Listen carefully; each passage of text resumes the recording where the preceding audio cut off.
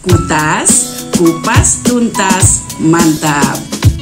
Assalamualaikum warahmatullahi wabarakatuh. Ketemu lagi di Atik Kep Channel. Pada kali ini kita kayaknya Mbak Evi datang lagi nih. Iya, saya datang lagi, Bu. Ada apa lagi kok datang lagi? Ada yang belum tuntas ya. Tadi sudah diceritakan sama mamanya belum? Yang tadi sudah saya ceritakan, iya. Terus papamu mendengarkan ya? Iya, mendengarkan.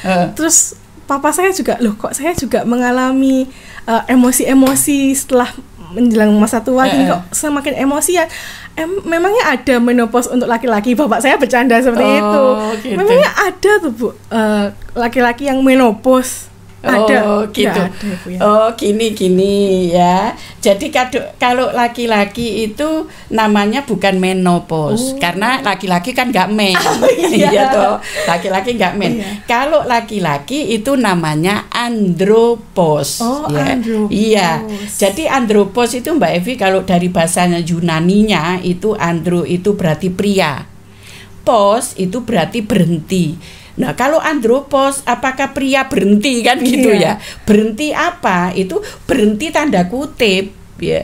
Tanda kutipnya apa? Jadi andropause itu berhentinya proses fisiologi pada pria akibat penurunan kadar hormon testosteronnya. Begitu. Tadi kalau yang kita bicara perempuan itu kan estrogennya. Ini testosteron. Nah, rendahnya kadar testosteron itu disebut hipogonadisme. Nah, di mana ya hormon testosteron itu diproduksi gitu. Kalau perempuan kan di ovarium, tadi di telur. Nah, ini kalau laki-laki ini di testisnya.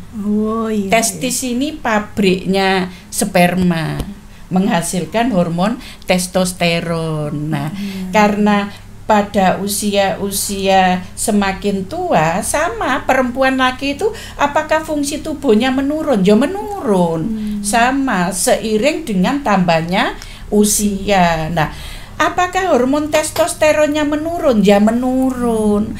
Fungsi testisnya apa menurun? Ya menurun, sehingga hormon testosteron menurun pada andropause. Itu. Begitu.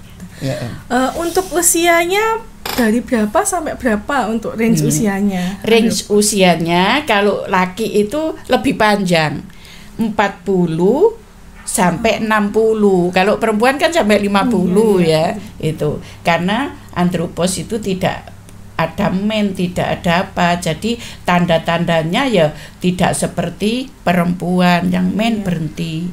Tapi untuk misalkan sering sakit kepala, sering deg-degan, moodnya itu mood swing itu juga sama ya. Jadi sering juga agak marah-marahan dikit gitu. Sama sebenarnya. Terus fungsi seksualnya, libidonya menurun ya sama. Karena sama testosteronnya menurun. Itu ya. Oke, apalagi yang ditanyakan? Kemudian faktor-faktor yang mempengaruhi kira-kira? Faktor-faktor yang mempengaruhi untuk andropause ya. Ini ada faktor genetika juga. Jadi ada keturunan, kalau ini hormonnya cepat turun apa itu juga ada. Kemudian perubahan tadi ya, perubahan hormonal karena testisnya sudah fungsinya menurun.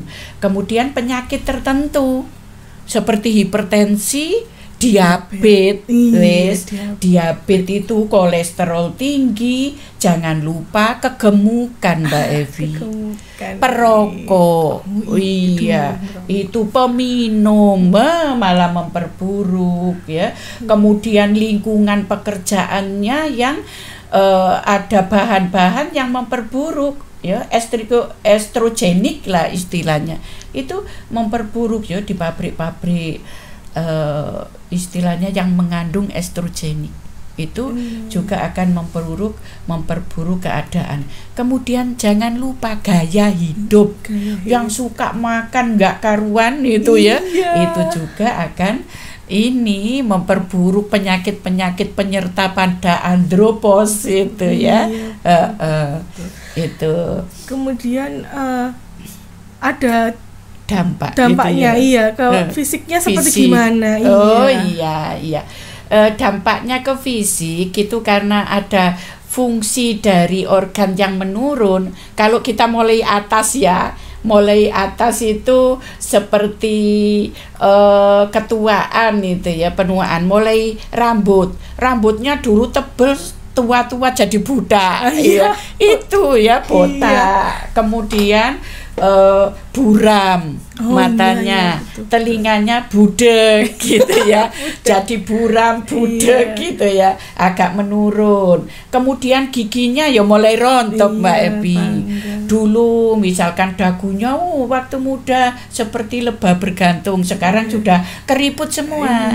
Karena testosteron itu kulit sama Mbak Evi kayak ini ya. Itu kemudian tidak tegap lagi ya badannya, tidak kekar karena terjadi otot-otot juga fungsinya menurun karena hormon testosteronnya menurun tadi. Iya. Kemudian perutnya itu tambah gendut biasanya, lemaknya banyak, buncit. Makanya lingkar apa perut ya. Laki jangan lebih 80 cm. Tidak boleh lebih. Iya. Kalau lebih dari 80 cm ini pengikutnya banyak, ini penyakit-penyakit ini. Ya diabetes tadi, ya jantung, hipertensi, ya macam-macam, ginjal, macam-macam. Itu. Makanya kalau bisa itu dikurangi dengan berolahraga gitu ya. Itu. Kemudian kakinya ini tadi ya kalau reproduksi laki itu sama kayak perempuan, ada internal ada eksternal. Ya, yang internal tadi berarti testisnya menurun fungsinya untuk memproduk testosteron tadi. Iya. Kemudian kaki sering keplecuk-plecuk, sering apa? Karena juga otot-otot ini kekuatannya juga berkurang gitu Mbak Evi. Iya. Apalagi yang ditanyakan. Kalau secara psikis bagaimana? Psikologis ada. Jadi kayaknya dia itu gampang marah, moodnya mood swing tadi ya, sering berubah-ubah, kadang gampang tersinggung, tidak bisa tidur, ya, itu merasa tidak berguna gitu tuh ada. Itu psikologisnya. Kemudian apalagi yang ditanyakan? Ada pengobatannya atau enggak kira-kira? Nah, itu ya. Jadi untuk pengobatannya kan itu tadi semua itu proses alam ya, proses alamiah dari Tuhan. Untuk itu kita menanggulanginya ya sama psikososial, spiritual, kultur. Dari biologis makannya diatur Mbak Evi. Makannya ya jangan yang berkaki-kaki 4 tadi dikurangi ya. Daging merah sayur, kemudian buah, karbohidratnya dikurangi. Kalau bisa ya puasa untuk mencegah ini ya, puasa Senin Kemis kayak apa, puasa Daud ya, supaya nanti bisa mengontrol pola makan. Kemudian olahraga yang teratur, kemudian lingkungan yang bersih, tidak polusi, yang tenang. Makanya sering pindah ke kampung gitu, mencari ketenangan itu ya. Kemudian untuk psikologisnya juga harus diangkat, support dari keluarga itu penting. Merasa harus dihargai, disanjung itu ya penting ya. Kemudian tadi biologis apa nggak butuh seksualitas ya butuh. Makanya ada puber kedua itu sebenarnya ada. Bagaimana puber kedua, wong testosteronnya, hormonnya menurun itu kan untuk menutupi ini ya puber kedua itu ya. Kalau pakai obat-obatan makanya kadang ada sampai minum obat kuat akhirnya meninggal kan. Itu karena jantungnya nggak kuat, wong sudah fungsinya menurun, harus dikasih seperti itu. Makanya hati-hati, jangan pakai doping macam-macam, itu alami. Bagaimana untuk menciptakan supaya tetap harmonis di keluarga itu penting. Kemudian Mbak Epi itu yang psikologis. Kemudian spiritual yo. Sekarang kalau sudah memang gini, pantang apa ya istilahnya yang sering jadi tantangan untuk laki itu pada usia 40-60, laki-laki itu kan sering masa-masa jaya ya. Masa-masa jaya, jabatan, karir itu di masa itu. Jadi akhirnya waktu dulu mau makan enak belum bisa gitu kan.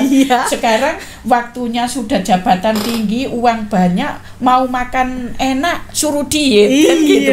Itu kalau nggak bisa nahan benar, itu kita bisa kena penyakit macam-macam. Kemudian godaannya juga cewek-cewek, juga makanya harus betul-betul pendekatan ke Sang Pencipta itu sangat penting ya. Itu berdoa bahwa ini karunia dan sebagainya itu sangat penting.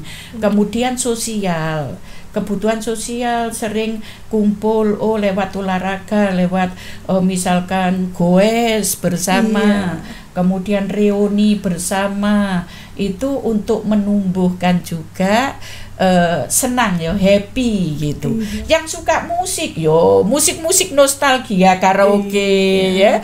Itu di rumah dikasih karaoke kayak di sini saya juga gitu. Yo karaokean lagu-lagu lama itu menumbuhkan ya hormon endorfin seneng itu muncul sehingga penyakit akan minggir. Karena kalau orang happy itu kan imunitas tubuh meningkat, Mbak Evi. Padahal pada saat usia menurun itu hormon apa ya, imunitas kita itu juga menurun. Gitu. Makanya supaya imunitas itu tetap terjaga, kita harus happy, seneng, menciptakan seneng dengan berbagai cara. Ya. Nah, kalau kultur, kebutuhan kultural budaya kita dihargai, merasa dihargai. Jadi gini, sungkem ke orang tua budaya kita, menghargai pendapat orang tua, mendengarkan nasihat orang tua, itu sangat penting. Gitu ya. Oke. Saya kira apa lagi? Kira-kira ada enggak orang yang terkena andropos tapi bukan karena usia? Oh gitu. Andropos bukan karena usia. Ada. Ada. Ya contohnya gini Mbak Ebi. Tadi kita bicarakan organ reproduksi laki yang mengenai testosteron, hormonnya kan diproduk di testis itu ya. Testis laki kan 2, kiri kanan. Yang bendol di luar itu yang gantung itu ya. Nah, itu bisa juga kalau tidak terbentuk mulai lahir. Ya jadi istilahnya cacat bawaan, nggak punya testis. Makanya daripada nggak punya, mending nggak punya titel daripada nggak punya testis kan gitu ya. Sangat berharga itu untuk reproduksi ya. Itu bisa. Atau mungkin di masa perjalanannya usia berapa kena kanker testis, harus diangkat, kena penyakit harus diangkat ya. Berarti dia sudah andropos sebelum masanya. Iya. Kira-kira andropos juga ada kaitannya dengan osteoporosis? Ada juga. Karena untuk menguatkan otot-otot itu kan di situ, di hormon juga ikut membantu salah satunya. Makanya makanan itu diatur juga yang mengandung, kalau ini laki ya ada vitamin-vitamin yang ada hormon testosteronnya, vitamin E, kemudian vitamin untuk sarafnya ya. Itu supaya bisa mensuplai tambahan lah gitu ya. Kayak tante ini ya juga gitu, sudah menopause ya minum untuk ya suplai suplemen lah supaya bagaimana kita tampil bisa mandiri, bisa berkualitas di era ini ya, masa-masa andropos, masa-masa lansia, masa-masa tua kan gitu ya. Oke. Gimana? Terima kasih banyak untuk Bu Ati. Saya dapat informasi banyak sekali. Oke, demikian pemirsa untuk percakapan kita dengan Mbak Evi. Mudah-mudahan untuk pemirsa semua bisa bermanfaat. Saya akhiri cukup sekian. Terima kasih. Wassalamualaikum warahmatullahi wabarakatuh. Jangan lupa subscribe, share, like, komen. Matur nuwun. Jangan lupa bergabung di Atik Channel.